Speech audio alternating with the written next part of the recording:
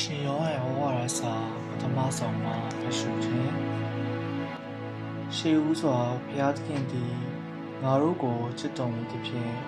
ငါတို့သည်လည်းချစ်ကြ၏အစုံတစ်ယောက်က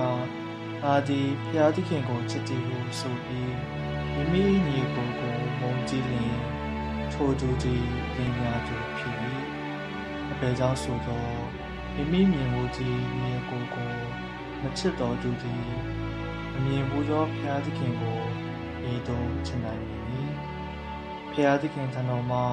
ငါတို့ရရှိခဲ့သောပညတ်တော်သည်ကဘုရားသခင်အားချစ်တော်သူသည်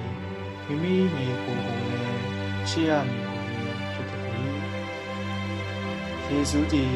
ခရစ်တော်ဖြစ်တော်မူသည်ကိုယုံကြည်သူတိုင်းသည်ဘုရားသခင်၏သာသမီဖြစ်၏။မိဘကိုချစ်တော်သူတိုင်းသည်လည်းသာသမီကိုချစ်၏။ငါတို့သည်ဘုရားသခင်ကိုချစ်၍ကိုယ်တော်၏ပညတ်တော်များကိုလိုက်နာကြသောအခါငါတို့သည်ဘုရားသခင်၏သာသမီများကိုလည်း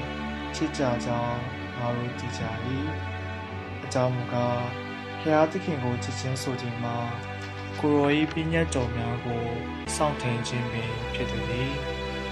ကိုယ်တော်၏ပညတ်တော်များမှာလည်းငါတို့အတွက်မလေးလံပါပေအကြောင်းမူကားဘုရားသခင်ထံမှလာသောသူတိုင်းဤကမ္ဘာလောကကိုအောင်နိုင်ကြသောကြောင့်ဖြစ်၏ကမ္ဘာလောကကိုအနိုင်ယူ၍အောင်ပွဲခံသောအရာသည်ကငါတို့၏ယုံကြည်ခြင်းပေသည်ဘုရားသခင်နှုတ်ကပတ်တော်ပေသည်